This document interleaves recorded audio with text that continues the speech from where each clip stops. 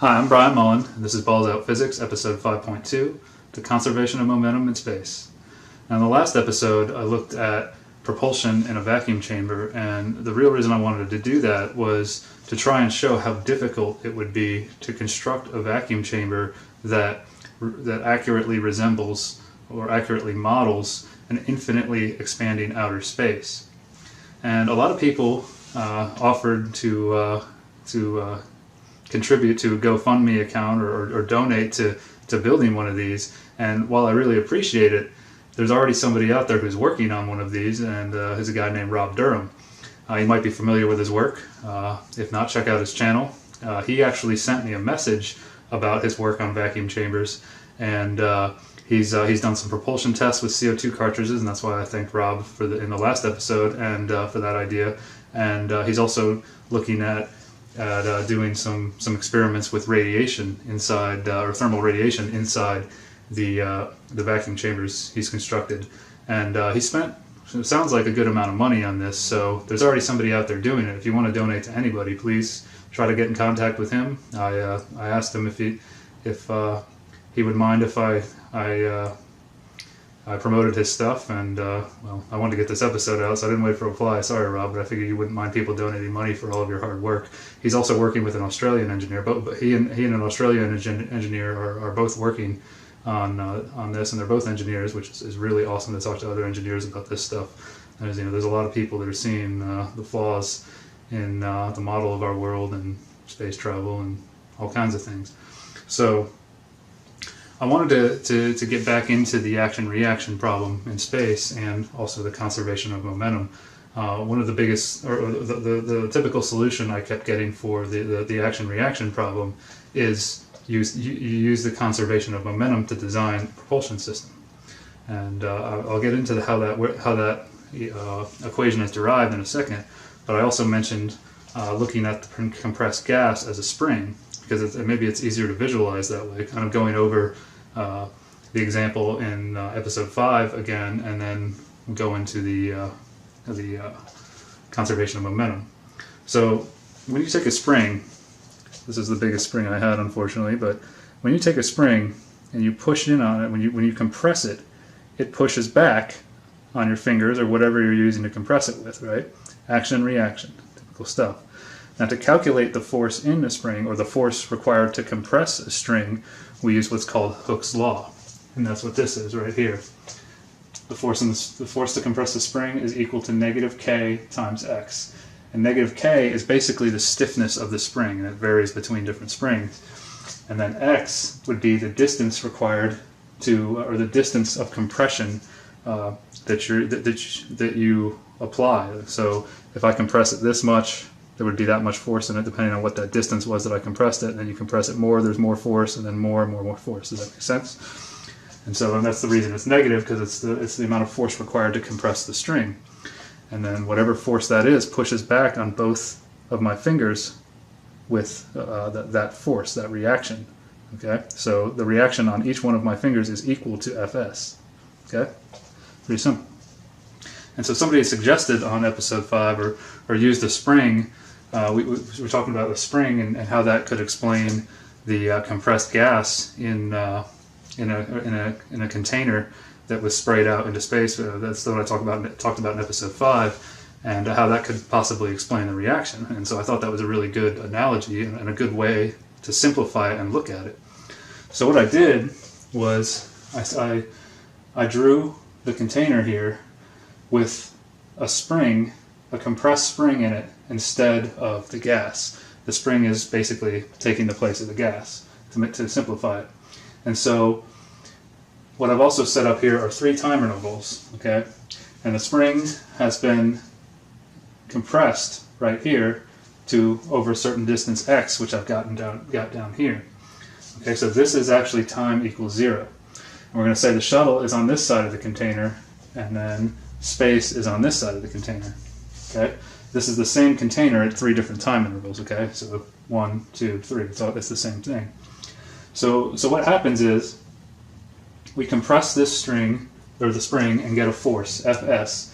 And so, as I showed with my fingers, Fs at time equals 0, or time interval 0, Fs is equal to Rho. Okay, that force in the spring is pushing on both the shuttle, or the backside in the container, and this side over here, which would be the nozzle for the compressed gas, or the door in this case, like a container, or the door of the container.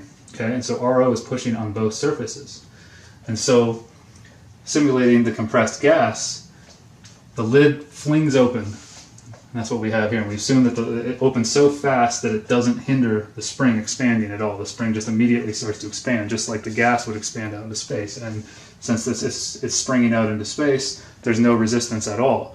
Now, on Earth, there would be a little bit of air resistance, but it would be pretty much negligible because it is a spring.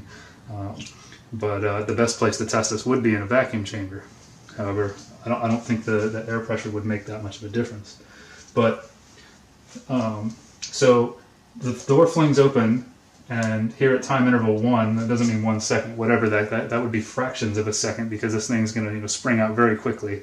So whatever that time interval is not really important. At time interval 1, door swings open, and now you have a different reaction on the shuttle right here.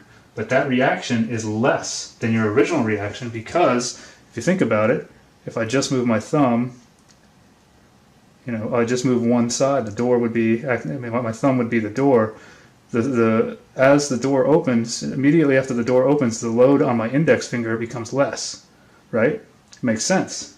Compress a string. You can do this if you have a spring. So at time equals 1, the moment that this door flies open, R1, the reaction on the shuttle starts to decrease instantly. So R1 is less than Rho. Okay?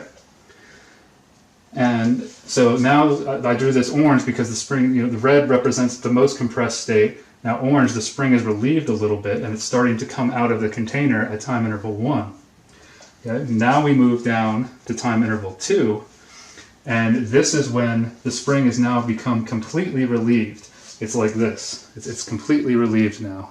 Okay, and it's just about to fly out into space, because as you would expect, it would fly out into space. And so, right here, R2 is actually 0. R2 equals 0, less than R1. Okay, so throughout this entire process, this reaction on the shuttle that has this container mounted in it never increases, ever. It always decreases once this opens. And so this is to try to simplify the compressed gas. Now the compressed gas would be different because it is different because it's pushing on the back, but it's also pushing on all sides of the container. However, once you open one side, once you open the nozzle, all of the gas rushes out into space and doesn't see any resistance because space doesn't push back. So there's no reaction from space. So even though it's pushing on all three surfaces, as well as the nozzle or the door, once there's an exit into emptiness, into infinite expansion, all of the reactions on the container start to decrease. There's never a net increase of reaction on the shuttle, so it can't push the shuttle, it can't move it. And that's what I was trying to explain in episode 5. And so that's the basic idea of how it works, just simplified in a spring, and also gives you a good idea of how springs work. Okay, so if you've got a spring, mess around with this and see, hold it down, maybe launch it up in the air, and think about does that reaction increase?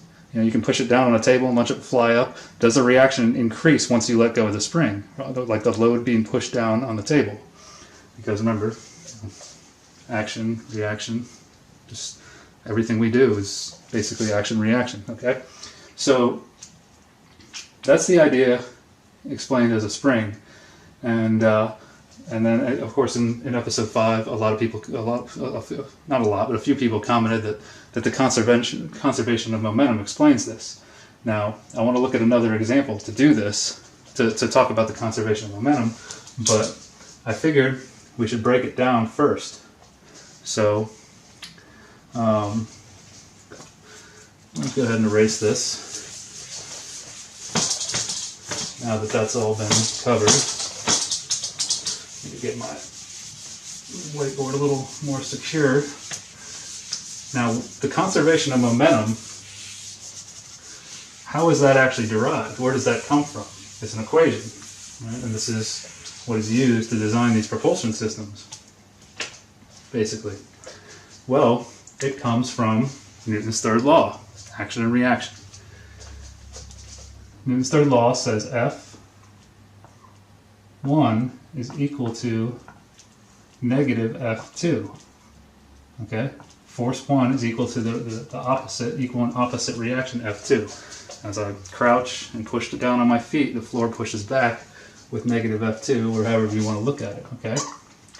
Well now, if you remember from episode 2, force is equal to mass times acceleration, ma, okay? So we can rewrite this as m1 a1 equals m2 a2, okay? And now, if you remember, I think I covered this in episode 3, that acceleration is equal to the change in velocity divided by time, okay? So again, we can rewrite this as m1 equal m1 times delta v1 over t equals m2 times delta v2, actually equals negative, stays negative, over t, okay? So m1 times the change in velocity of this mass divided by time equals negative m2 times the change in velocity of m2 divided by time. And time is constant, it's not different for each mass. The whole thing occurs over a set time. So multiply each side by t, since it's the same, it's constant. T cancels, and you get m1 times delta v1 equals negative m2 times delta v2. This is the conservation of momentum equation. It is action and reaction. It is Newton's third law. It's the same thing, it's just a different way to write it. Okay? And on episode 5.1, somebody suggested a fire hose. A fire hose is explained with this equation, how when a firefighter turns the fire hose on, it pushes back on them. I mean, they can push back pretty hard, and sometimes it takes a couple of guys to hold a fire hose. And I had to think about that one for a bit, but I want to do an example looking at a fire hose and how this equation can be used to figure out what velocity the fire hose would experience if there was nobody holding it or nobody there to get the reaction, and then compare that to what would happen in space. Okay, so I'm going to draw another sketch and I'll be right back. Okay, so here we go. What I have drawn here is a fire hose. Here's the hose, here's the nozzle.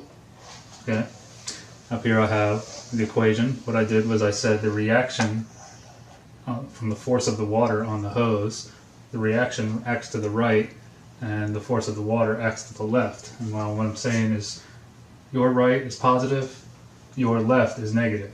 Okay? If you're watching the video. And so reaction, action, and then that can be converted into the conservation of momentum, as I just showed. And so what we have is water's flowing through this hose to a nozzle. And this nozzle works just like the jet engine, or very similar to the jet engine I showed in episode 5.0.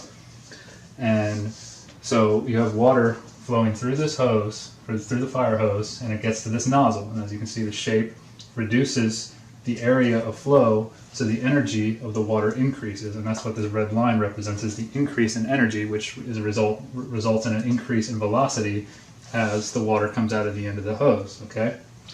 And so what I have here is VWI for the initial velocity of the water before it goes through the nozzle, and over here I have VWF for the final velocity of the water after it comes as it comes out of the nozzle. All right. Okay. So hose, the initial. I've got also here the initial velocity of the hose, right? So VHI is equal to 0 because the hose is just sitting there, it's at rest. And we're going to assume that nothing resists the hose's movement when the water kicks on, because obviously the hose is going to fly backwards, right? Unless there's firefighters to hold it. So, breaking down the conservation of momentum equation, we can solve for what we'll call VHF, what the final velocity of the hose will be after from the action reaction of the water, the action of the water, the jet of water pushing back on the hose, and then this is the reaction here. And then since there's nothing to stop it, since nothing's resisting this reaction, it'll move. Okay, that's the idea. So what we have here is the equation I wrote out before, and we can expand because delta V is, or your change in velocity, is your final velocity minus your initial velocity. Okay, so m hose, mass of the hose, times VHF, okay, no, I wrote that wrong, VHF minus 0, because we have VH and the initial velocity of the hose is 0, is equal to negative mW, mass of the water coming out of the hose, is equal to VWF minus VWI. Okay, VF, VI, water. So now very easily we can solve for the velocity of the hose as it travels backwards. VHF is equal to get MH on the other side, just divide both sides by MH, it cancels here, and that gives you negative mass of water times VWF minus VWI divided by MH. That's it. That'll give you this velocity, and as you see, it's negative, so it's back this, and it forces the hose back in this direction. Pretty simple, right? This is basically how these propulsion systems would be designed using the conservation of momentum in space. But as I showed in episode 5 with the jet, there's always an action and reaction. You have to count. The action and reactions continue. So there's consecutive action and reactions happening here. We have to count for all the action and reactions. And so when this water sprays out of the hose, immediately the air is resisting it. Okay, remember P atmosphere, P ATM, we'll just call it atmosphere for now, is equals 14.7 psi, assuming that this is at sea level. So as this water, this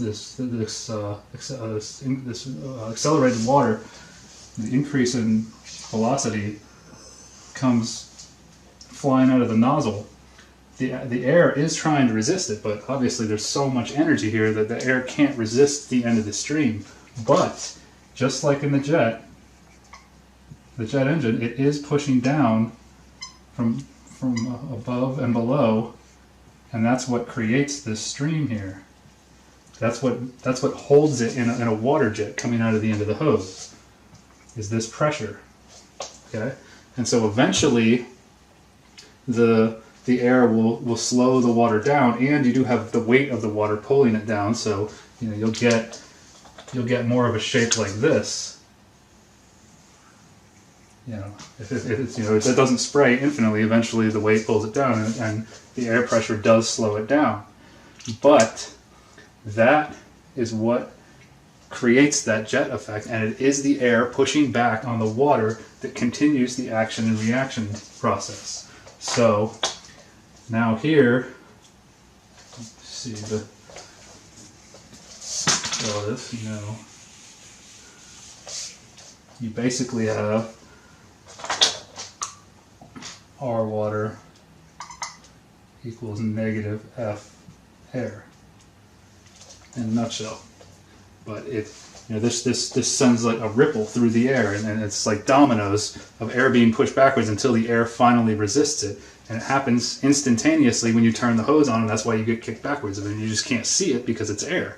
But this is what happens. There has to be consecutive actions and reactions. Every action has an equal and opposite reaction.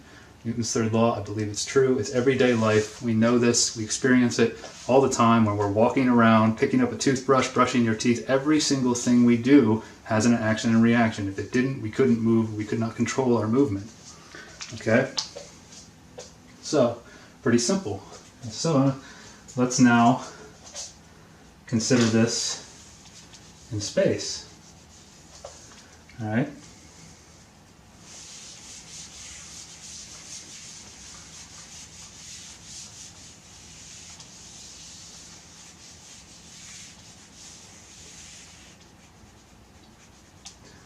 In space, say this is, instead of a hose, instead of a fire hose, say this is one of the jets on the shuttle. Okay? And that's the nozzle of the jet, or this would be propellant. Okay, so this would be P, and this would be Vs for shuttle, and the reaction of the shuttle is equal to the force of the propellant. And see where I'm going with this, shuttle, propellant. Okay. And then shuttle, propellant. Well, remember, this is action-reaction. It is. So, if the designer, the engineer, is only looking at this and ignoring what's happening out here, he or she is assuming that there is a reaction happening out here. And I think this is how we have all been duped. I do. I believe this. It's taken a while to come to this, but when you really think about it, if you don't think about it, you're automatically assuming that that action-reaction is happening out here. But in reality, if this is infinitely expanding space from the edge of the nozzle in the jet in the shuttle, then if this expands infinitely in all directions, and there's nothing pushing back because space is pulling away right at the edge of the nozzle, space is infinitely, there's a pressure differential there, negative pressure, whatever you want to call it, it sucks, whatever. There's nothing pushing back. So, in reality, VSF would be 0. Because you didn't sort of satisfy this, because the conservation of momentum is this equation. If there's no reaction between the propulsion, the VP, the propellant, whatever, then you don't have consecutive reactions back to the nozzle and you can't move. It's that simple. And that's what I believe. Is my opinion, but it's logical to me. And being an engineer, going to school, and just knowing how engineering is, we go to school, engineers, we go to school, we do complex problems throughout our college career, and we're always doing complex problems, looking for complex answers, and we constantly train our minds to look for complex answers. And so it becomes very easy for engineers to actually miss simple explanations. I see it all the time, but nowhere have I seen it more than in myself. I've had a problem, I've overanalyzed it, and I've asked another engineer and they go, duh, and they point at something and I'm just like, oh, or just give me a simple answer and I'm like, oh. And I've done it to other engineers. It happens all the time. We live in a very complicated society, and it does not surprise me when I really think about it that this could happen. So, you think it could be one massive conspiracy? Well, really, if engineers are designing these propellant systems for spacecraft and satellites and all these things, and they see video of them, they think it works. They forget about this action-reaction that's not happening because they only stick to this part right here.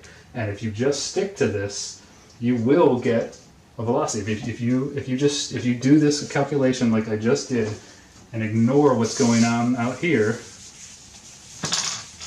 okay, just like I did before, now we're saying mass shuttle equals VF or VSF minus V SI if it's moving, or we can assume it's not, and that equals negative mass propellant times velocity propellant final minus velocity propellant initial. And they can solve for this, and they can say, you can divide both sides by ms, okay? And so that gives you VSF minus VSI equals negative MP times VPF minus VPI over MS. And then you can just add VSI to both sides, and then you have velocity shuttle final equals negative MP propellant times VPF minus VPI over mass shuttle. Sorry, I'm going through all this. VSI. But then you can use this equation for other things. You can solve for the mass of the propellant you would need to create the velocity you want. All kinds of things. You can rewrite this equation, and as long as you're just ignoring that there's no reaction over here, you're assuming that there is a reaction, and so you're going to get values, and you're going to get numbers, and it's going to appear like it works. But if all this footage we've seen from space, which there's tons of hoax videos out there, and when you consider everything I talk about in episode 4 and all the work that everyone else out there in the truth community is doing, it doesn't add up. And this doesn't add up because there's no reaction happening out here. So it wouldn't actually work when you really think about it. So that just kind of gives more credit, more validation to these videos that show all the anomalies of ISS footage and moon landing and all that stuff. So this is how I think it happened, and this is how I think a lot of people who work for these space agencies have been duped, and they don't realize it. And it's very unfortunate. But I think we have to swallow our pride and just deal with it. So, where do we go? We've been, for the past 50 years, give or take, we've been, in my opinion, kind of living in a world of confusion. Our eyes see these things in space, and we're told about satellites and all these things, but I think our hearts are saying, no, that doesn't make sense, because this action-reaction is common sense. We know this. One of the things I loved about high school physics was I realized that it was kind of common sense, and we were just applying values and names and numbers to things. And I loved physics when I was in high school because of that. So, yeah, I think this is what has happened, and thanks for everyone for all the great comments, and even the critics out there. This kind of helped me get to this, and I think this makes sense, but it's up to you to decide what is true, because when it comes down to it, there's really only one person in this world who decides what's true, and that's you. You decide. You let your mind look at things, and in my opinion, let your heart decide if those things are true or not, because I think that's how we work, and I will get into that in later episodes now. That's also your decision as well, to think about how we work, but I do think that's how we work. And so I don't think space travel is possible because of this, at least using propellants. Now, if we use bullets, again, the bullet, going back to episode 5.0, you have two masses with an action happening between them and blowing them apart, and that would work. If you had barrels sticking out of some type of spacecraft, I think you could move that way. It makes a lot of sense. And the same goes with the skateboard example. There's two masses, myself and the skateboard and the cinder block or the CMU block, and my arms are the action throwing it away from me. It would satisfy this equation, action, reaction. It would all work. You could solve for the velocities and go from there. So, that's it. I'm going to get into some different stuff in episode 6, and maybe I can go over those the bullets again if I need to in another sub-episode of this, if people tell me that doesn't make sense. But like I said, decide for yourself. I'm not telling you what's true. I'm just telling you what I know is true now. After lots of thought and lots of research, it's just, like, there's never been a human being in space, and there's never been a satellite or anything in space. And what I feel really bad for is that dog Leica that the Soviets launched. Dog had no idea what was about to happen to her. At least humans know what they're getting themselves into. So, yeah. I will get into a lot more stuff. I'm really enjoying working with everybody in the truth community. It's a beautiful group of people. And so this time I'm going to leave you with a quote following this presentation from who I think was the greatest engineer who ever lived, and has been forgotten, but people are starting to remember who he is. And so I'll leave you with that after this. Until next time, peace.